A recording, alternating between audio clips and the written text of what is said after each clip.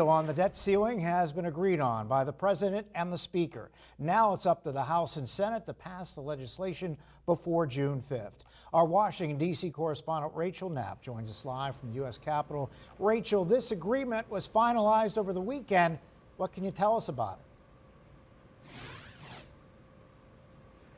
Good evening, Mike. So Washington is breathing a little easier now that the president and speaker have reached an agreement, and within these 99 pages of the text, both sides are seeing this as a win.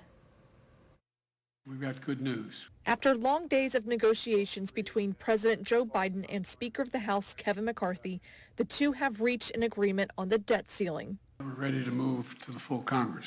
They agreed to keep a 2-year suspension of the debt ceiling, which caps the total amount of money the government is allowed to borrow.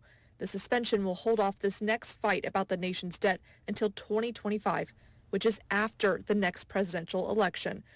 For non-defense spending, it would essentially remain the same except for a 1% increase between FY 2024 and 2025 after certain adjustments to the appropriations were made, including rescinding $30 billion in unobligated COVID relief funding and shifting $20 billion in IRS funding to other non-defense areas.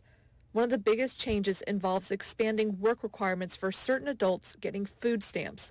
The legislation would impose new work requirements for food stamps on adults ages 50 to 54 who don't have kids living in their home. Currently, the work requirements only apply to people ages 18 to 49. The age limit will be phased in over 3 years, but the bill would exempt veterans, homeless people, and people who were children in foster care from food stamp work requirements. In all, both sides are calling it a win. No one thought at any given day that we would be where we are today. The president said he wouldn't negotiate with us for 97 days. He wouldn't even allow us to talk. After we passed the bill, we were able to get in.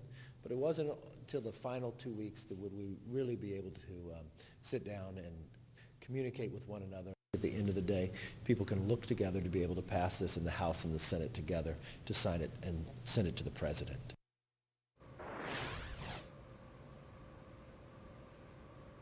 Tomorrow, a House committee will be debating this legislation, and then on Wednesday, we do expect the House to vote on this legislation. So until then, party leaders are trying to make sure there's enough yes votes to get this legislation through and onto the president's desk for his signature before the June 5th deadline. Mike, back to you.